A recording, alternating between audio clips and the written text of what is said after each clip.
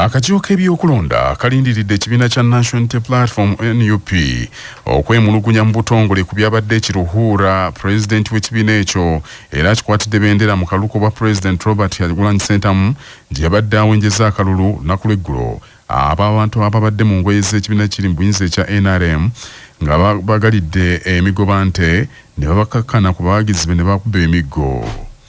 Olunaku lw'eggulo Kyagulanyi Ssentamu bwe yabadde ekiruhuula waliwo abantu abalabiddwako nga bambadde emijoozi gya NRM be balumbye abawagizi ba NUP ne babatimpula emiggo era abasirikale ab'akakiiko k'Ebyokulonda abakuuma Kyagulanyi be bakakkanyiza embeera so ng'era yalemeseddwa okuba olukuŋŋaana mu kisaawe yabadde aluteeseteese.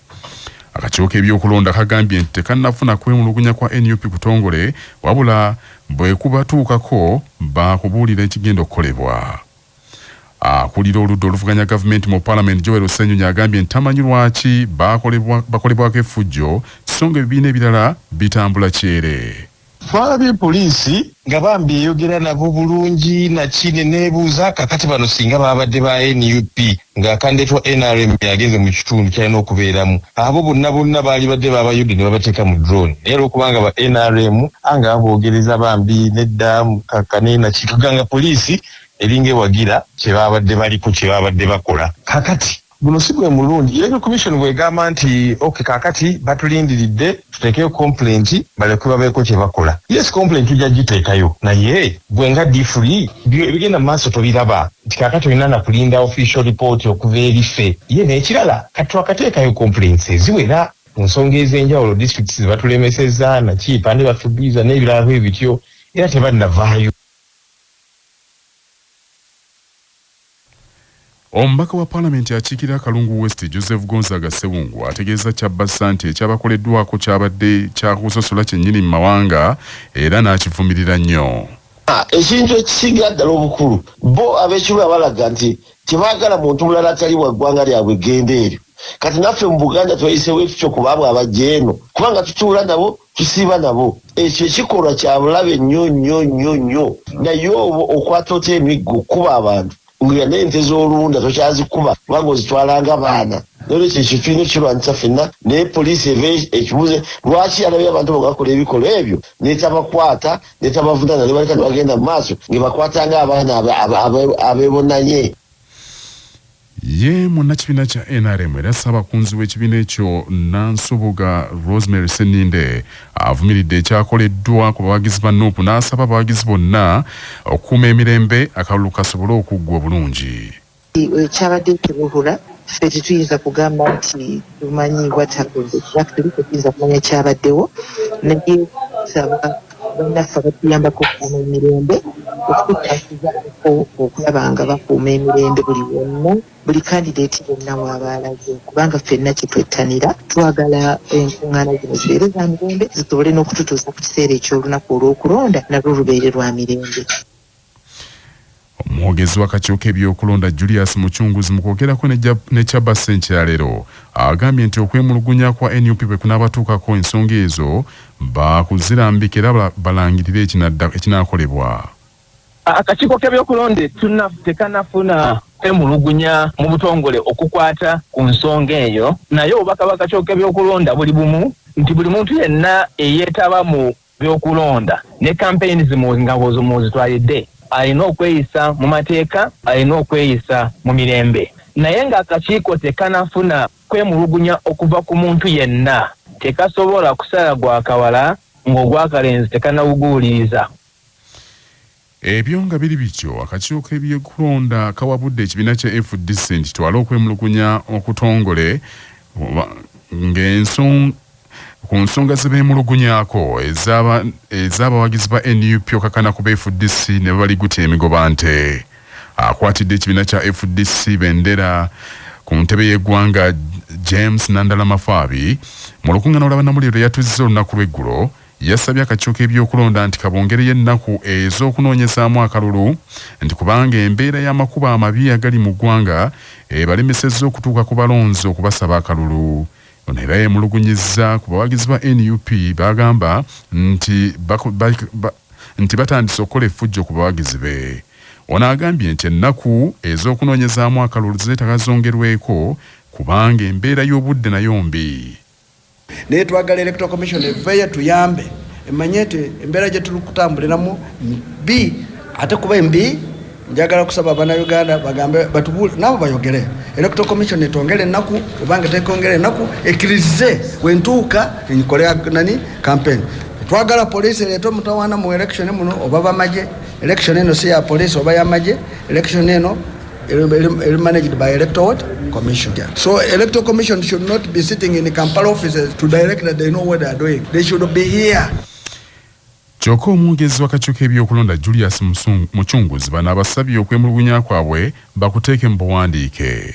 Candidate yenna oba omulonzi yenna waddembe okuleetera akakiiko Ebyokulonda okwemulugunya kwe mu buwandiike akaleetera akakiiko Ebyokulonda. Akakiiko Ebyokulonda kajja kuwuliriza okwemulugunya okwo kwonna. Olwaleero abeesimbyewo ku ntebe ennene y'eggwanga bakkiridde mu bitundu by'eggwanga ebitali bimu nga bakyatalaaga bawenja akalulu. Mubaraka Munyaga Serunga omukulu w'ekibiina kya Common Man's Party akalulu agenda kanoonyeza Nwoya ate Yoweri Museveni wa NRM ali mu Bugisu ng'olwaleero wakanoonyeza mu disitulikiti y'e Manafa ne Bulambuli. Engineer Elton Joseph Mabirizo wa Conservative Party aliganga mu Busoga ne Kaliro ate Nandala Mafabi wa FDC olwaleero aluwumuddemu. Robert Kyagulanyi Sentamu wa NUP ali Sinjiro Mwankole ate Mugisha Muntu wa ANT ali Amuru Neguru Mwacholi. Frank Bulira wa Revolutionary People's Party awumuddemu. Robert Kasibanto wa National Peasants Party agenda kanoonyeza Buduuda ne Namisindwa mu Bugisu. Abasuubuzi b'omu Kampala n'olwaleero bayingidde olunaku olw'okusatu nga beekalakaasa bavumirira embeera embi mwe bakolera mu kibuga ky'eggwanga ekikulu Kampala. Omuli emisolo gye bagamba nti gyekanamye ennyo, ebisale eby'ebizimbe bye bapangisa nabyo biri waggulu, okusaako ekyabagwira abeegiriisiza mu kibuga nga tewali abakoonako n'abatembeeyi abalemesezza okukola ku ssente.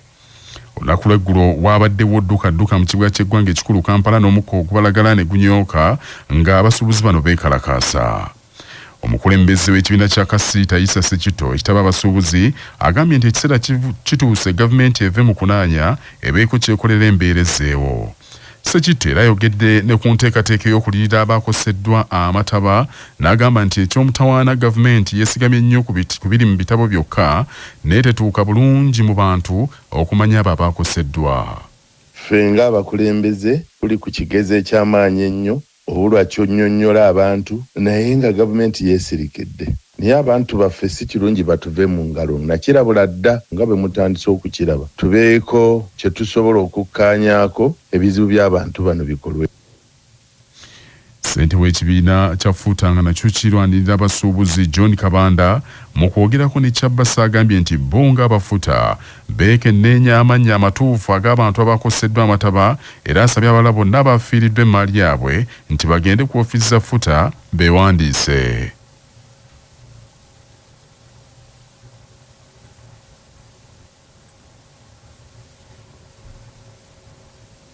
Olukiiko lw'abasaabawandiisi b'ebibiina ebirina endagaano n'omukago gwa olwa iPod Council lukkiriza okusaba kw'ekibiina kya National Unity Platform okwegatta ku mukago ogwo n'okukola endagaano efuula ekibiina ekyo mmemba omujjuvu. Ensonda zitegeeza Radio ya Kabaka Kyabasa nti olukiiko lw'abasaabawandiisi okuli ow'ekibiina kya DP, NRM, UPCGM, PPP ne FDC lwatudde ku ntandikwa ya Sabbiiti eno ne leetegereza okusaba kwa NUP okwegatta ku mukago ogwo. Ensonda era zitusonyizaako nti iPod Council egenda kukola alipoota enzijuvu egenda okusindikibwa eri olukiiko lunene olw'abapulezidenti b'ebibiina by'obufuzi ebya iPod lusalewo ekyenkomerero era luteeketeeke olunaku iPod lw'eneetuula n'okuyita abakulembeze ba NUP basse omukono ku ndagaano ya iPod okuyingira mu mukago ogwo mu butongole. Omukolo gwa NUP okuyingizibwa mu iPod gusuubira okubeera ekkololo ku kisaawe ky'ameefuga nga bapulezidenti b'ebibiina byonna okuli owa NRM Yoweri Kaguta Museveni, owa DP Nobert Mao, owa FDC Patrick Amyato Boy, owa James Mani basalirwa n'abalala nga bonna bamoga. Okusinziira ku nkola ya iPod, pulezidenti w'ekibiina ne ssaabawandiisi w'ekibiina ekyo ekyagala okwegatta ku iPod ne bateeka omukono ku ndagaano ekifuula memba kikolebwa mu maaso g'abakulembeze bannaabwe era olumaliriza nga basikangana mu mikono. Kino kitegeeza nti newankubadde olugendo lwa NUP okuyingira iPod lusenvuddeko, olugendo lw'okufuna ku ssente za iPod lukyali luwanvu kubanga olukiiko lwa iPod Summit lulina okukoonamu sitampu NUP ekkirizibwe mu butongole okuyingizibwa iPod naye terumanyiddwa ddi lwe lunaatuula. Ensonda era zitegeeza Kyabasa nti olukiiko olwo lwolekedde okutuula nga kalulu k'omwaka 2026 kawedde. Gavumenti najjukirwa nti yayimiriza ensimbi obubumbi obutano mu obukadde 7 ze yali erina okuwa NUP buli mwaka olwa NUP okugaana okwegatta ku mukago ogwo nga kino kyaleka ekibiina kino mu katuubagiro k'ebyensimbi. Mu kibuga Masaka abateeberezebwa okuba ababbi ba pikipiki za bodaboda basukka mu 10 bayoleddwa ne pikipiki yaabwe Bajaj Box esoba mwana ne ziboyebwa. Mu kikwekweto poliisi kyekoze ku bateeberezebwa okuba ababbi naddala mu bitundu eby'omu Nnyendo. Omusasi waffe Tom Sain Kayinja katuwa ebisingawo. Poliisi y'omu Nnyendo ng'eri wamu n'eya Nnyendo Mukungwe zikoze ekikwekweto ekisanyalaza emirimu mu Nnyendo n'ebitundu ebiriraanyeewo mwe bakwatidde ababbi ba pikipiki za bodaboda zi Bajaj Boxer ezisoba mu 40 n'abateeberezebwa okuba nga babadde beenyigira mu bubbi buno abasukka mu 10 ne bakwatibwa.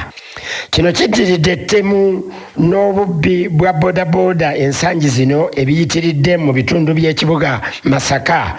Omufuuyiridde abavuzi ba bodaboda 8 mu bbanga lya sabbiiti emu yokka nga ne mu sabbiiti eno aba bodaboda 3 baakubiddwa obutayimbwa ne bafa.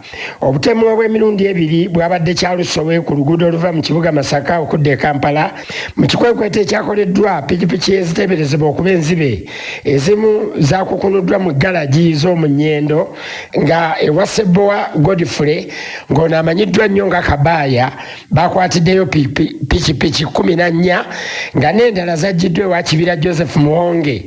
Omwogezi wa poliisi mu bendobendo ly'e Masaka Afande Twaha Kasire agambye nti bagenze ne mu URA okufuna amannya pikipiki zino ezakwatiddwa mwe zaawandiisibwa. So okusinziira ku ebyo tubaire tetusobola kutuula wabula okunyikiza operations netubeera nga tukwata abantu bano saako n'okwata pikipiki zino ez'enjawulo. Omuntu okufuna pikipiki ku poliisi wano alina okujja n'ebijoogerako. Waffe nga ffe tuteyo data waffe mu URA batubuulire bani abali mu piki ezo. So kati ne bano bwe banajjira tujja kuba tulina we tutuuse. Naye kye tukakasa abantu baffe buli babulwako piki yo jangu otunule ku pikipiki ezi wano ku poliisi eyinza okuba ng'erimu ezo. Naye kiraba obanga olina omuntu we yakwako be yakubulako kuba kati emirambo 2 tetumanyi mannya gaagyo kubanga tegisangiddwamu yadde ekijoogerako. Tubasaba mugendeko mugwanike ekkulu e Masaka mulabe oyinza osanga nga muntu wammwe. Saalongo Tomusange Kayinja ku lwa CBS ndi mu kibuga kya Ssaabasajja Masaka City. Abalimi b'emmwanyi bakubiriziddwa okusongerako omutindo ate era beeyongera okubeera obumu n'okwegatta lwe banaafuna mu kirime ekyo. Abalimi n'abalunzi abatwaliddwa obubaka bwa Buganda kuyita mu kitongole kya Kabaka Foundation ku muliraane Kenya okulambula n'okubangulwa ku nnima n'ennunda ey'omulembe eri ku muliraane Kenya be bakubiriziddwa batyo bino babiteeke mu nkola.